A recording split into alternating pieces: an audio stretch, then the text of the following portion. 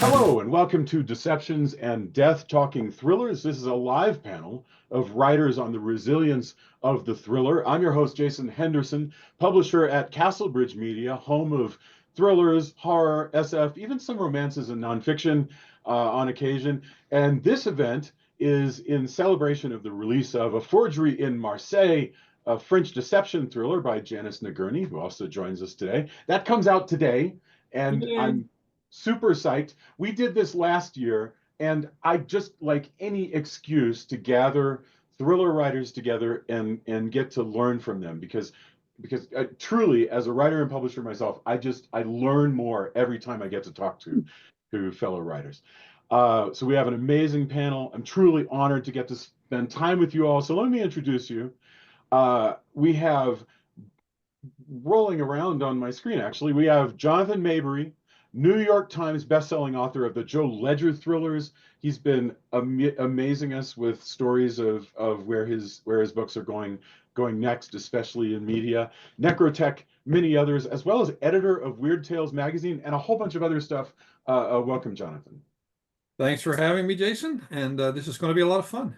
It's going to be super fun, and I'm looking forward to learning from you.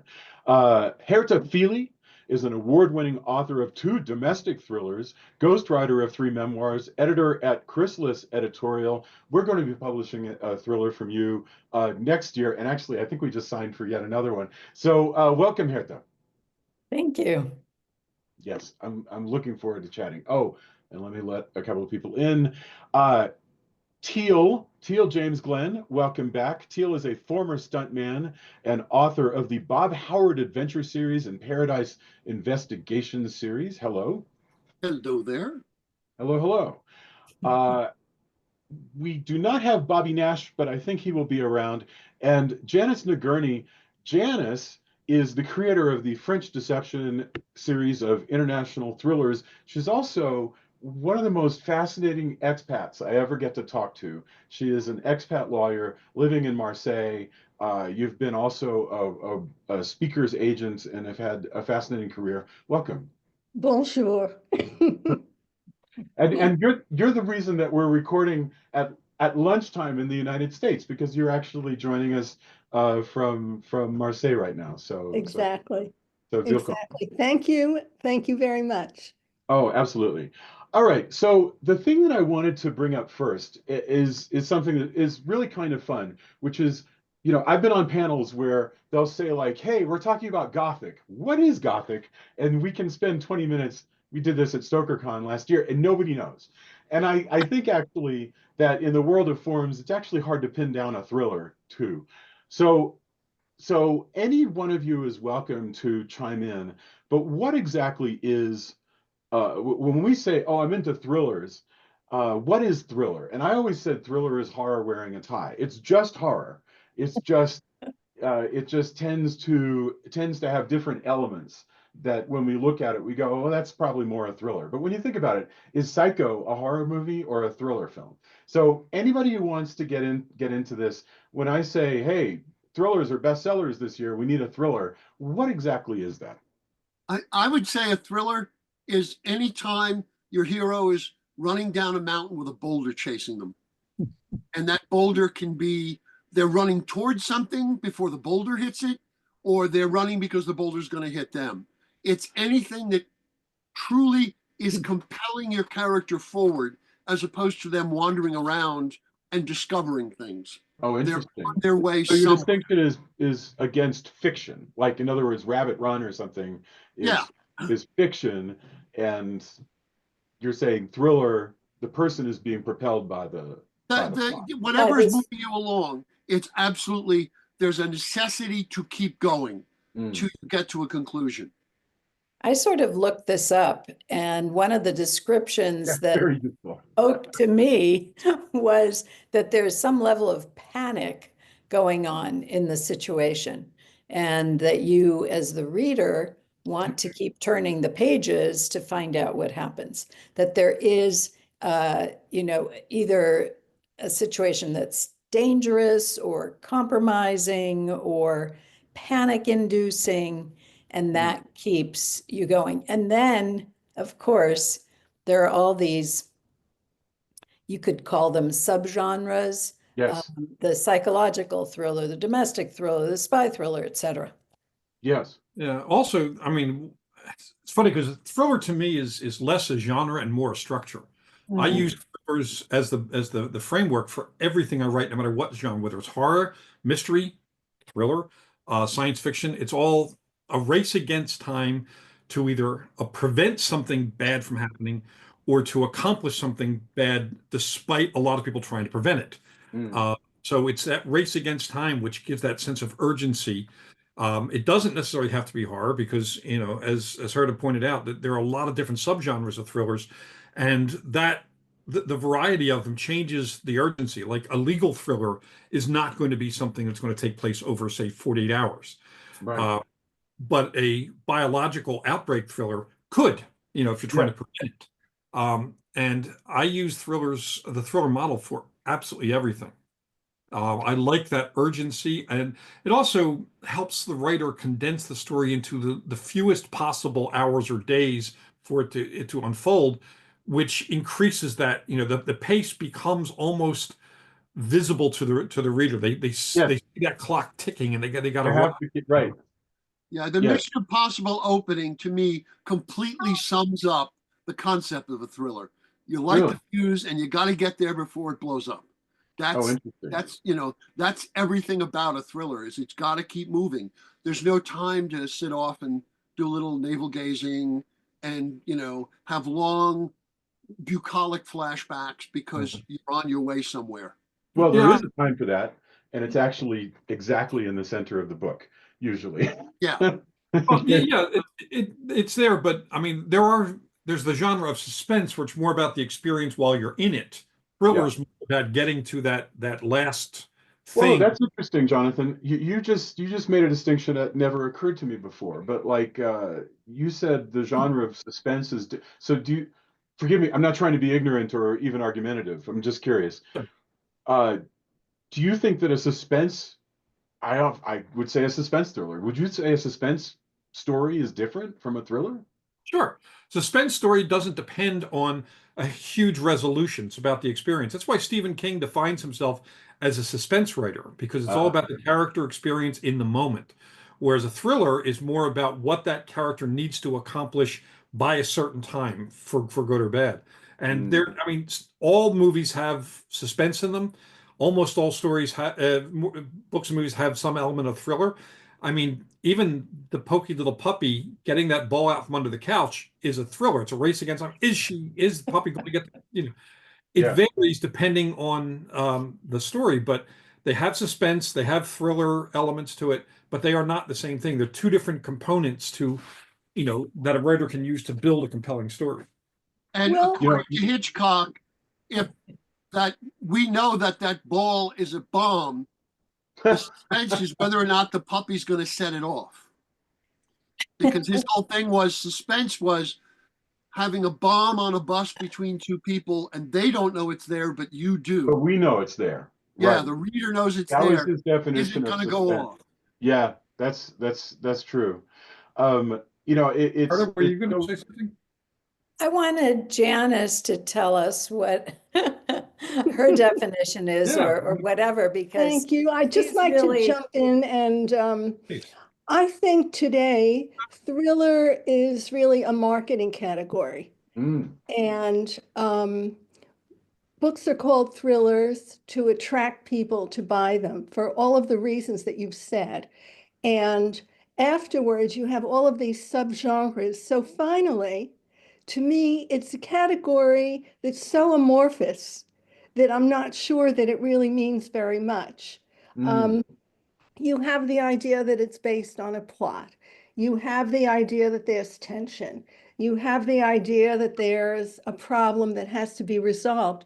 But you could probably find lots of literary novels that fall into that category as well. Well, I would say Les Miserables and Satan Bug are both thrillers, and you couldn't get further apart. I think one of the great literary thrillers is Emma Donohue's book, which is called Room. Did anybody read that? Yes. It's fantastic. Let me, so hold that thought in your mind, Room. Okay. I just want to say welcome to Bobby Nash. Bobby, I'm so thankful that you could join us, is a Ben Books publisher and author of the Snow and Tom Myers series, and willkommen.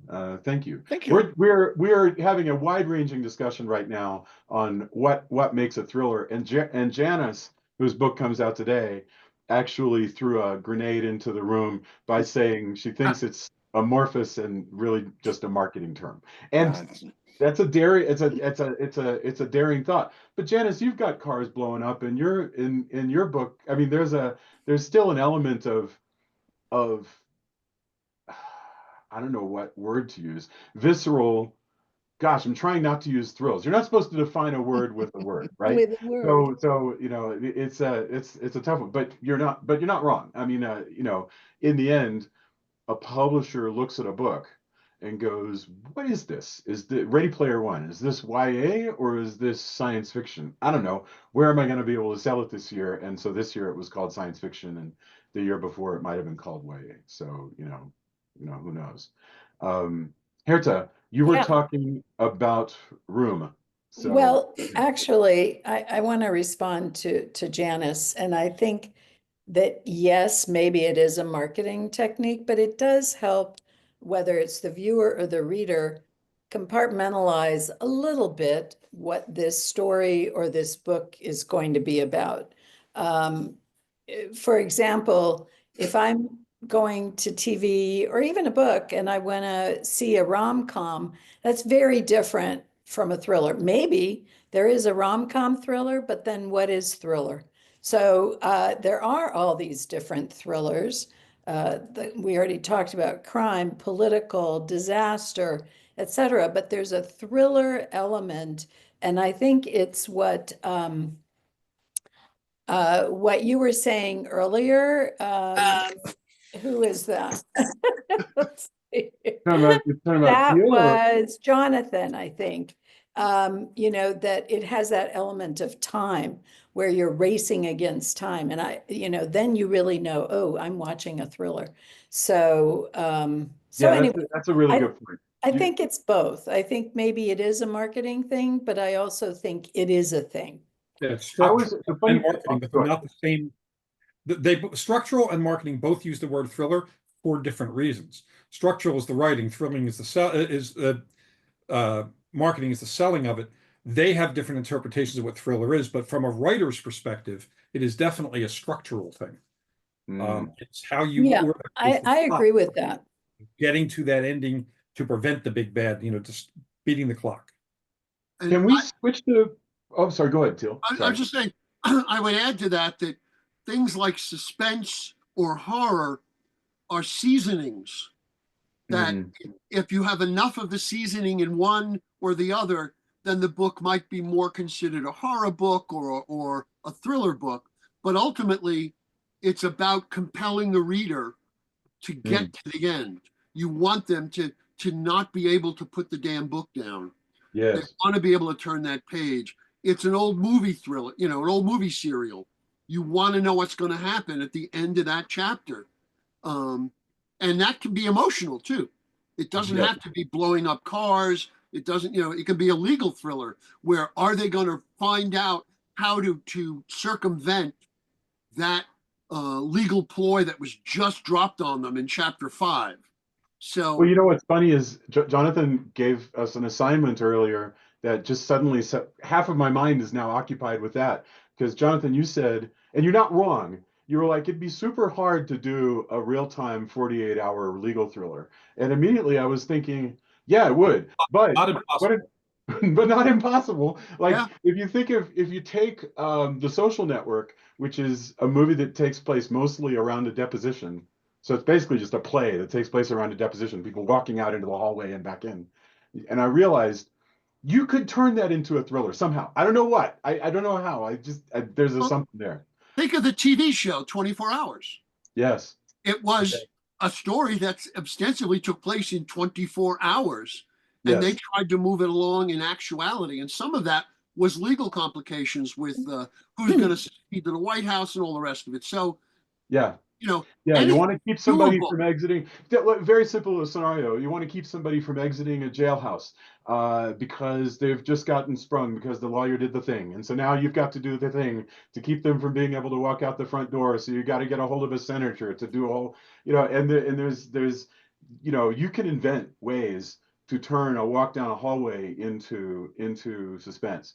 I would like to pivot to process, if you don't mind, because there's because Jonathan hinted towards it and Herta hinted towards it. And I'm just really super interested, and you can be as geeky or non-geeky as you like.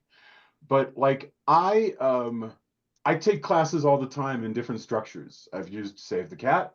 I use old-fashioned Sid Field. I've just used all kinds of different. I use spreadsheets to structure my own stories.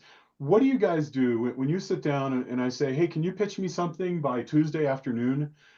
What would you do? Would you take out a spreadsheet or how would you start to structure a story? I mean, I would start always with if I don't have a story, I need to have something that really intrigues me. And once I have that concept of whatever it is, then I have to have characters, right? And so for me, that tends to be a fairly organic process, but it's not something that I could necessarily give to you in 24 hours. Well, I mean, this is maybe it's a week, but like for instance, your next book involves woman has a burgeoning career as a reporter, but somebody's got pictures of her that they're going to release if she doesn't do X and Y and Z. Right. It's a very simple concept that anybody can Right. wrap their mind around. And then you got to sit down and go, okay, well, still, what's the beginning and the middle and the end? Yeah. Well, plus how your character responds to those. Right. So your character really informs a lot of that, because you will choose you'll want to choose a character that's the right story for. Because if you know your character, like if you drop that same 3 characters in that same plot, you'll get 3 different stories because how the characters will respond to those problems and obstacles. To the particular conflict. So this next book, all I knew about the story in my head was a little bit based on what's her name, Jennifer Lawrence, the actor. Yeah. Somebody got hold of her selfies and posted them online, and it was really dramatic because she said, now anybody who ever wants to can look me up online and find my nude photos, which is a horrible thought. And so that was the thing that I thought, okay, my character is going to grapple with that. She's going to be facing a situation where someone in 2 weeks is going to release those photos unless she figures out who it is and can stop them. That's right. You put a ticking timer in there. And so anyway, I mean, that was her particular obstacle. And I think once you have something, an obstacle, a conflict for a character, then a whole lot of other things will take place. Now, in order for that to happen, you have to have the backstory of that character. At least for me, I need to have a backstory. And for my character, there was a backstory, and it involved several different people who might be the ones behind posting those images. So you have to come up with all of those things, and then you have to allow the character to act. So you're talking about process. And for me, it's sort of, I think about it, I let it percolate a bit, and then stuff happens. And that's not exactly the way, I imagine it happens in Hollywood, for example. But tell me, how does it happen for all of you other people? Yeah, I'm interested. Yeah. Well, I started my first book in the series focusing on a criminal mastermind. And I was very involved immediately with my characters. And the characters, in a way, told me what my story was going to be. And then as I finished the first book, I knew that I had to continue the story. And so I did.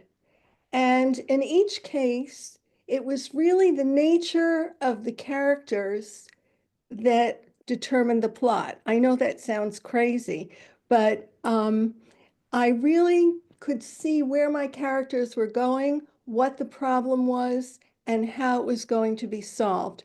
And it's actually worked out quite well in the third book, and then now the fourth book, which I've just sent over to Jason to take a look at it.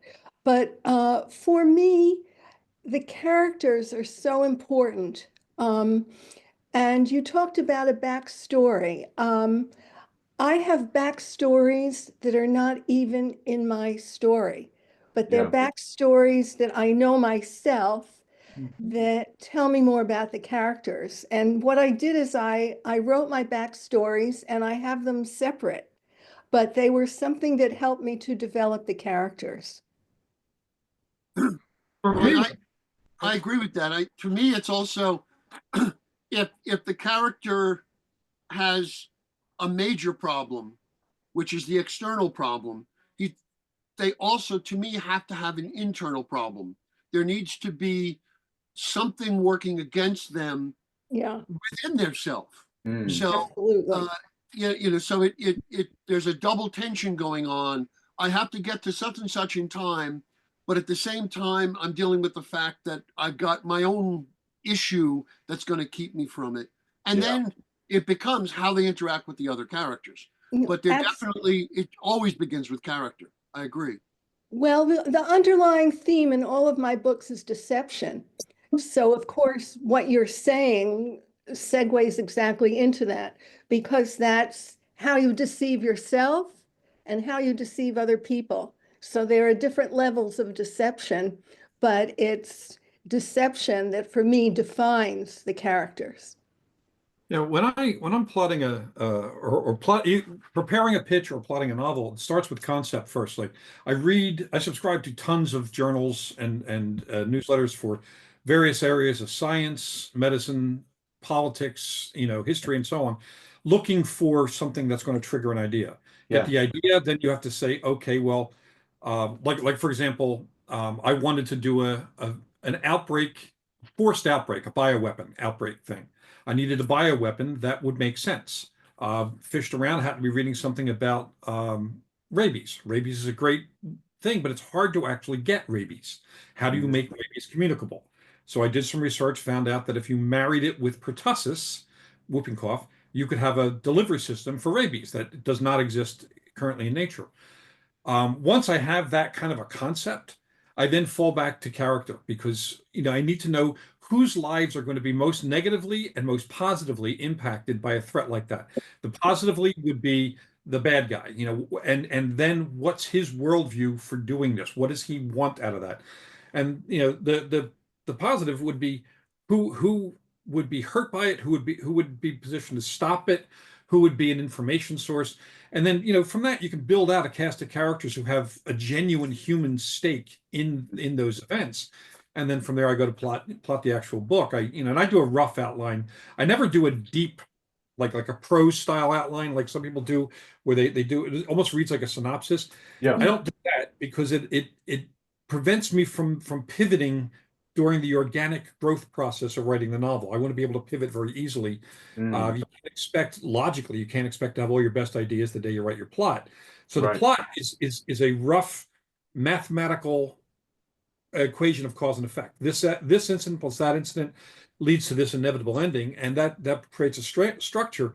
But it really is for me, it's concept, crisis, character in that order, and then from that I build out the novel. And it's been working for me. It worked. I do it so often. I'm writing my 52nd novel now. I do it so often that if I get hit with a situation like, for example, I was up in Hollywood not that long ago. I was invited up to talk to a producer.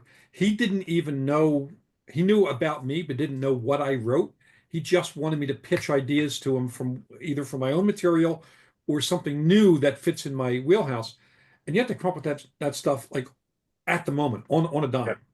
It's no different than like early on when like when my first thriller was bought, Patient Zero, fourth novel, first thriller was bought. The editor bought the book and then called me up, after talking to my agent, and said, "Okay, what's books 2 and 3?" I had wanted it and written it as a standalone, so I just had to make up ideas on it. And there's a structure, there's a game, a rhythm for doing that kind of creation. It's a kind of creative improv that you can do if you're used to taking ideas and developing them very quickly into potential plots. I worked Ren fairs, and there's a saying that if you're doing a love scene at a Renaissance fair and a helicopter crashes, the actors will be able to pivot and use it in the story. I apply that to my writing completely. Yeah, that's funny.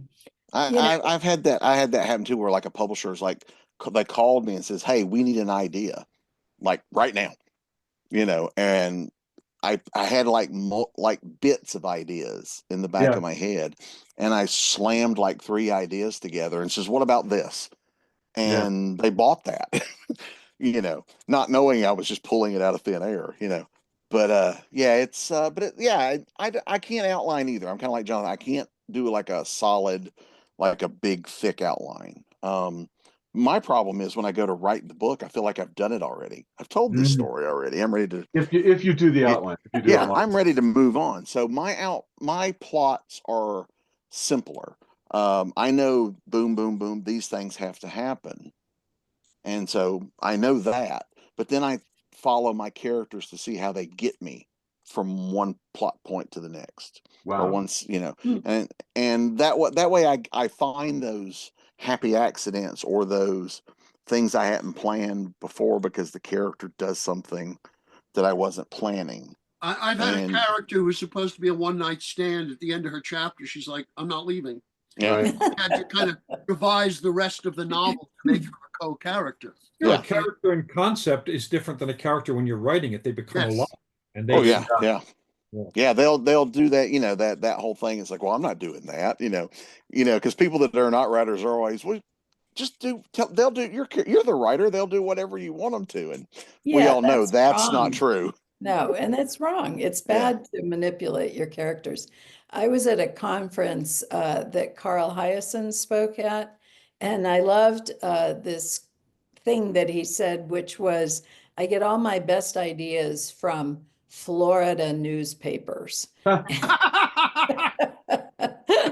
And he's a very funny guy. But I read this article in 2008 that was incredibly disturbing about a 47-year-old woman who was posing as a 15-year-old boy on social media.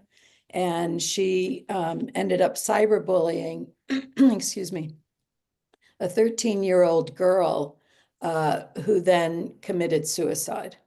And it was that article, which this took place outside of St. Louis, and it involved a girl named Megan Meyer. And it was that article that prompted me to want to write about the dark side of social media. And so both of my novels actually deal with that. One that affects a 13-year-old girl and lots of teens and lots of people. And the other one, the more recent novel, which affects people, I would say women particularly, in their 20s and 30s. So social media and the web have I love this idea of having a tear sheet, Herta, of just stuff you come across and go, that's a book. Like, I used to have a folder of that from the Weekly World News. That's a good idea. That's one of the reasons I do the newsletters and my nonfiction books, which I have tons of. There's like 1,000 Post-its in each, because each one is a potential idea or sometimes a potential scene. And that's fun, because I mean, if you always open to the idea of, I'm going to write more stories, and we do this professionally, so of course, there is that habit of you look at anything, and if it's a little off or there's an opening, like reading a book or watching a special, a documentary on history's mysteries. But I can watch an hour-long special and have 9 ideas by the end of it. Whether I write those ideas is irrelevant, but the habit of seeing something that is just a little unknown or a little off or a little different or a little weird invites the writer to go in and fill that blank with a story, and or sees that to write a story. But there's another thing about pitching and story creation. Sometimes we are all, I would guess, all of us are dedicated readers. Most writers read a lot, and a lot of writers read across genre lines. So if an editor comes at you with like I had an editor at Macmillan come at me and say, "Hey, we're thinking about doing more epic fantasy. Have you ever read it? Have you ever read any epic fantasy?" And I was like, "Yeah, of course. I've read epic fantasy. Can you pitch us something?" And I'm like, "Well, how soon do you need to pitch?" And he said, "Half an hour." I was at a restaurant and I sat down, ordered another cup of coffee. I banged out a pitch. Within 2.5 hours, we had a 3-book deal in place. And I wrote the 3, that's my Epic Cake and the Dam series. I mean, they're all like between 180 and 200,000 words. And I wrote each of them in 3 months. But the thing is, I've been reading epic fantasy since I was 8. In fact, right behind me on the shelf there, Conan the Wanderer, first book I ever bought. Epic, it's sword and sorcery, fantasy. So a lot of us are kind of half locked and loaded to write in whatever genres we read in because we understand those genres. Yeah. Well, my first genre that I ever read was what? Nancy Drew? Is that mystery? Yeah. And I really think my writing reflects Nancy Drew. I think I'm going to go back to Nancy Drew and start writing for what maybe middle grade, or you could do that. You could go adult. read a Nancy Drew and then see what it inspired you to do, because there's 8 or 9 directions you could go. Station Deutsch has been writing the more recent Nancy Drew books. The series is still out there. And who is that? Station Deutsch. Okay. Look it up. TSCH. She also does the Boxcar Children books and a bunch of others. A lot of times that they hire people to continue on famous series, and she modernizes it, of course. But yeah, they're foundational. The Hardy Boys, were foundational for a lot of us. Yeah. Encyclopedia Brown for me. Yeah. There you go. I have a friend. I mean, he passed away before he got. Oh, Herta, I'm sorry, I interrupted you. No, it's just I was all of a sudden thinking, when I came to America, I was 7, and the book that I brought with me, we couldn't bring much, was Heidi. I'm going to go back and read that book. I love digging into old stuff and seeing what it inspires you to do. I want to put here and ask Janice, what, being the expat that you are, living in Marseille, how did that affect what you decided to write? Not necessarily the actual story, but to delve into that and how that connects to what you used to read, because it is very specific. It is very specific. Well, living in France, French society is very interesting. It's an understatement. And I had a lot of experiences in meeting people in France. And because of that, I just began imagining things based on people and based on circumstances. But I was just imagining without thinking about writing, just walking around daydreaming ideas. I've always loved thrillers. So I've certainly read a lot of them, but I also really like medieval history. And all of the stories of the Plantagenets and the plagues and the Crusades. And I think maybe all of those kinds of stories kind of percolated up one day, and I thought, well, I can write a story too. And when I sat down to write, it was obvious that I was going to draw on my expat experience.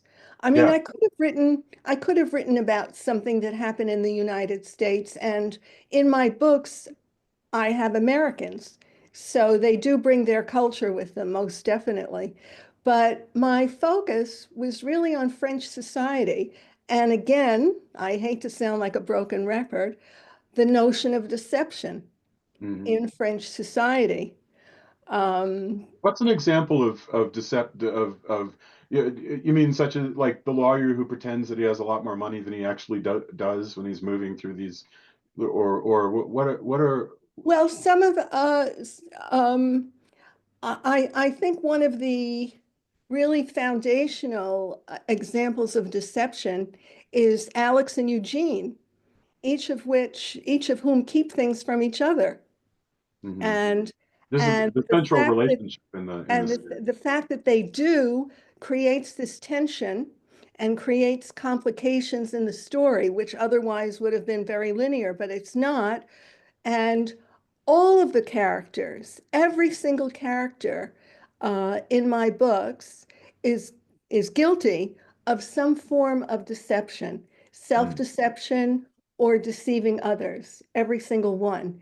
And it's just something that I think I saw all around me and that I see all around me. I don't want to bring French politics into this discussion today, but if you've read the newspapers, you could certainly see why deception is a theme of life in France.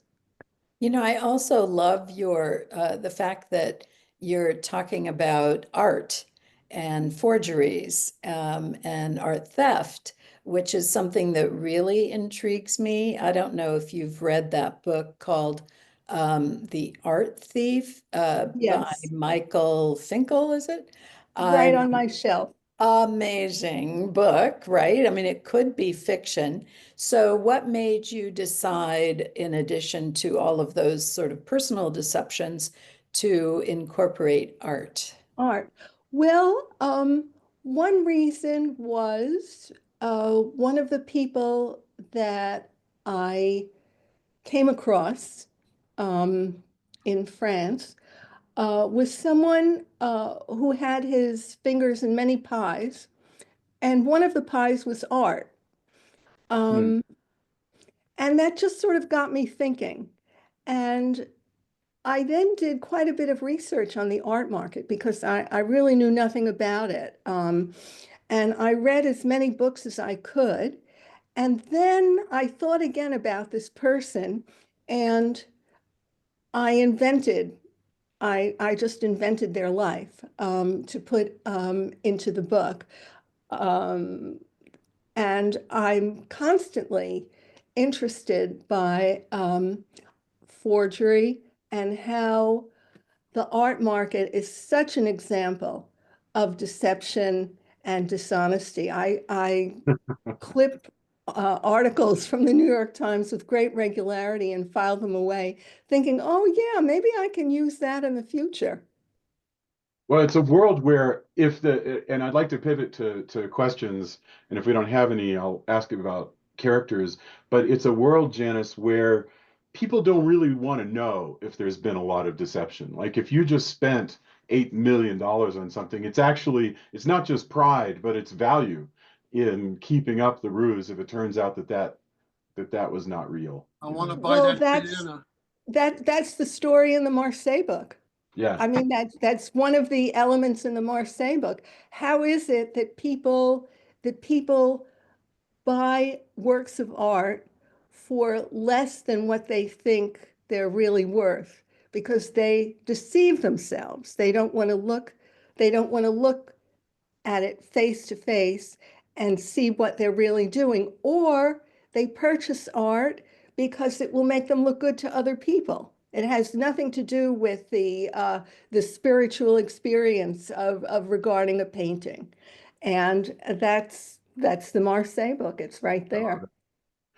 I want to pivot well, first of all, I'm sorry, Teal, you started to say something. Go ahead. No, I just want to say, the perfect example is we got a $2 million banana here taped to a wall. Yes. And somehow people convinced people that has intrinsic value, Exactly. and then some boo bought it to eat it just to prove he had money to burn. It blows my mind. Yes. I went to art school. My first career was a book illustrator, and I had a friend who was a gallery artist, and he said, "You got to understand, our gallery work is far more commercial than your commercial work. You're honest. You said, I'm going to do a picture of a chicken because the chicken manufacturer wants a picture of a chicken. Yeah. I have to convince people that they want whatever trash I can create, or I have to create trash for whatever they'll pay." And it's completely self-deceptive, you know. And I was like, wow, okay, that's incredibly self-aware career launch. But he had a long gallery career. Thank you very much. Is there, as we pivot to the last few minutes of the hour, is there anybody in the room who has a question that they would like to ask? And actually, I'm looking in the chat to see. Question. Actually, Nicholas has a comment. There's a great play called Art about a guy who buys a piece of art that is all white, and he has two friends, and they all argue about if it's art or not, and that takes up the whole play. That sounds cool. I would like to see that. Carol asks, since a thriller typically involves working against a ticking clock or external pressure, how do you keep that going in a series? Great question. Like, for instance, if this person, you know, their daughter got kidnapped, and so they need to get their daughter back before X time, because terrorists want to do the thing. How the heck do you have something happen to that guy again? That's a great question. Well, part of it is picking a serious character where they're likely to be in the path of stuff. You know, that's why you're more likely to have a cop, an investigator, a special ops person, a lawyer, somebody who's in a position where these sorts of things are not extraordinarily unlikely. To have an average Joe living in a neighborhood, 2.5 kids and a dog, having 3 kidnappings in the same family is not likely unless there's you build in a threat of somebody who wants to be the predator of that family, like preying on that family. But that's a really tough one to sustain because it's so unlikely it becomes silly after a while. It's more fun where you have ongoing characters in each book. It's a self-contained adventure, like the Joe Ledger series. I'm doing the 15th in that series right now. And each book, there is a completely different threat going on. And that also, going back to what Janice and Herta were saying about characters, it also allows me to bring in characters whose involvement is specific to that book. They are the people whose lives are affected by this particular threat in this particular book. So they come on, they're new, they're in they're new characters in the book. They give a sense of excitement, and their relation to it, whether as the villain or somebody in the path of it, amps up that excitement and keeps that thriller vibe going. It allows a new clock to be set as soon as new characters are in the path of a new threat. And in a series, that's kind of your job. The worst kind of thriller is where it's the same kind of threat every single book. And we've seen a lot of those, and they're the ones most suffering from the law of diminishing returns in terms of book sales, because we've seen it.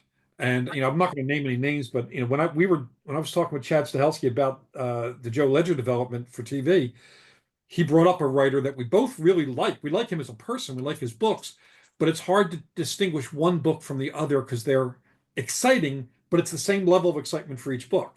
And I think I was about to name one. And, no, I definitely won't. I have one that I won't pick on that I like her books, but she's so Patricia Cornwell back in I think 91 was an Edgar Award winning author of I think it was called Body of Evidence, may have been the first one.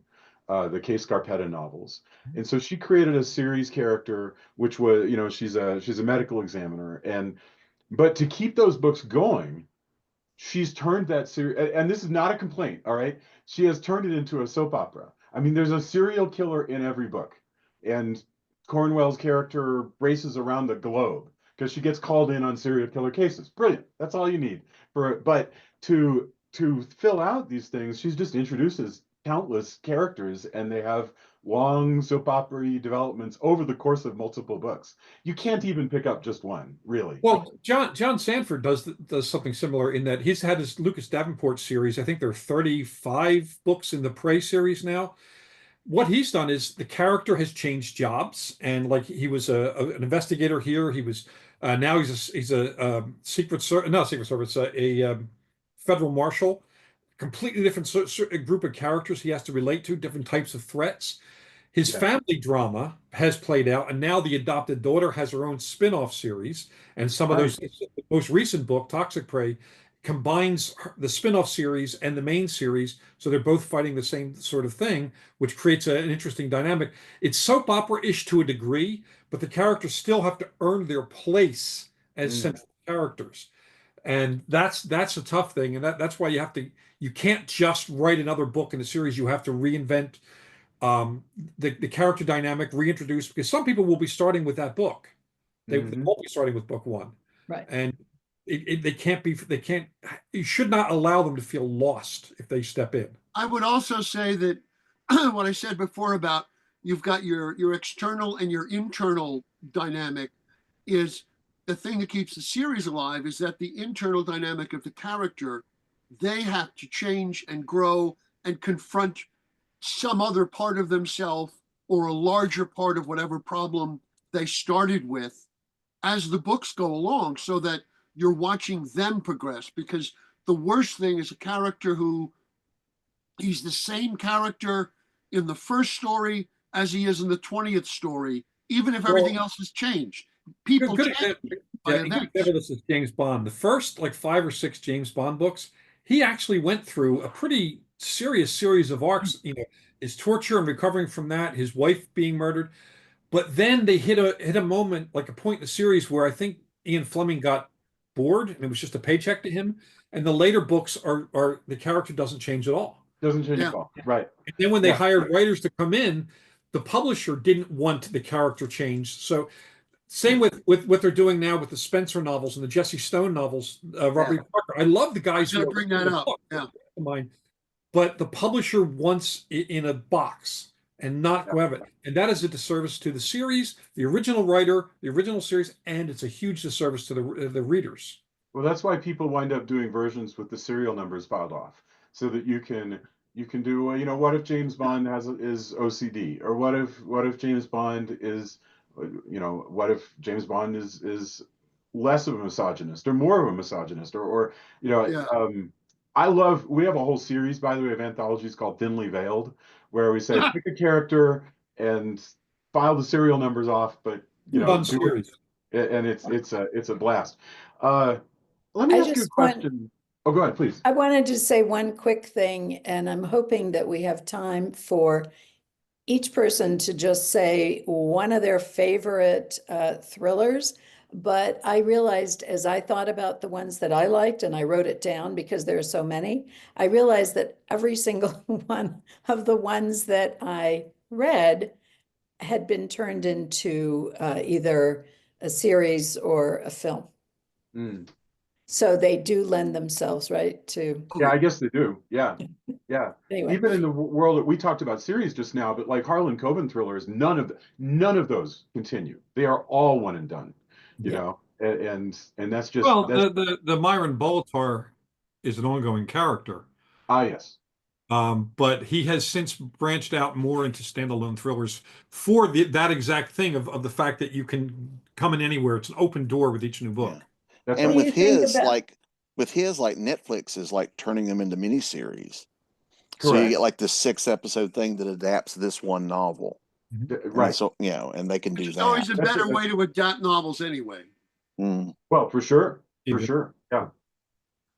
Well, I know that we should be wrapping up, but I'm interested in Herta's question. So I'm going to make it receiver's choice. I would love for you guys to each go around and say where we can find you. But if you want to give a shout out to your favorite thrillers, that'd be great. I'm so sorry that I didn't think to even ask that. Luckily, we've peppered some of them into the conversation. So going around in the order that we went, if I can remember it. Jonathan, where should we look for you? And if there's something that you want to throw out to people, like that they should read, thriller or otherwise, feel free. Well, the easiest way to find me is my website. It's jonathanmaberry.com. The trick is to spell my last name right. People want to put a Y in the middle of it, and it's not there. It's implied, but it's not there. So jonathanmaberry.com has all my new releases. I got a ton of new releases out there. Probably the series that I want people to check out is the Joe Ledger series, because each book is a thriller and each book is different.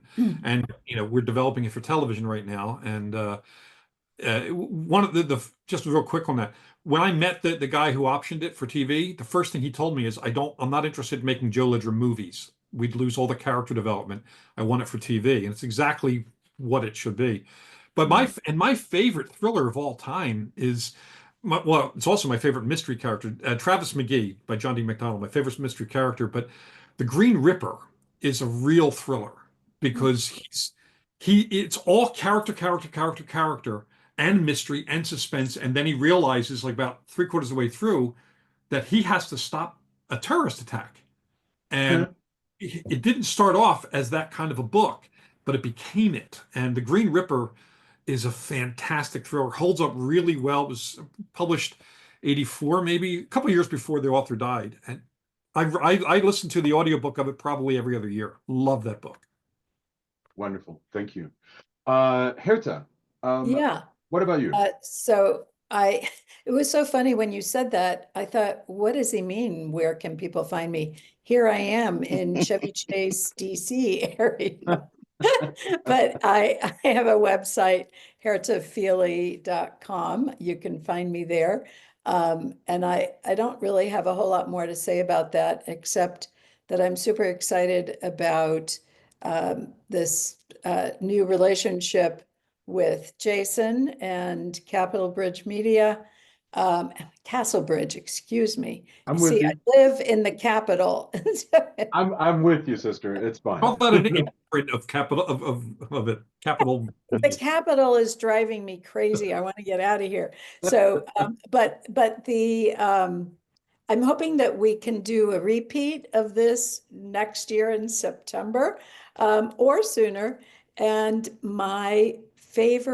one of my favorite novels that is considered a thriller is that book called The Dinner by Herman, I think it's Koch or Cook, not sure which. He is Dutch, and it was turned into, I believe it was a movie, but I'm not sure if it was a movie or a series. And it's that story about these two brothers, their families. Their sons have committed a terrible thing, and they get together over dinner, and one brother doesn't want to talk about it, the other one does. Are you all familiar with it? Anyway, it's a great book. I have the audiobook. It's a great book. Great. Great story. Yeah. Herman Koch, Koch. Koch. Or Koch, whatever, however it's pronounced. Yeah, I'm not sure. Carol in the audience says that they echo this, that it was a terrific conversation, and I'm so genuinely thankful to hear you say that. That's wonderful. Teel, lay it on me, man. Where can we find you, and what should people look for from of yours, but just things that you think people should check out? My newest book is Not Born of Woman, which I'm incredibly proud of. It's getting good reviews. What if the Frankenstein monster was a PI in New York in 1939? Fisticuffs and philosophy. Nice.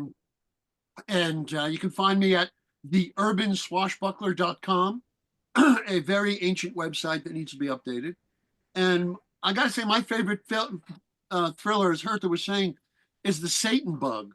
The original book by Ian Stewart. It takes place in England in a much shorter amount of time, in a much smaller space, and therefore is scarier because it's a biological weapon in like 1959 or 60. Wait, isn't that Alistair MacLean? No, it's Ian Stewart wrote the book, the original book. I just found it.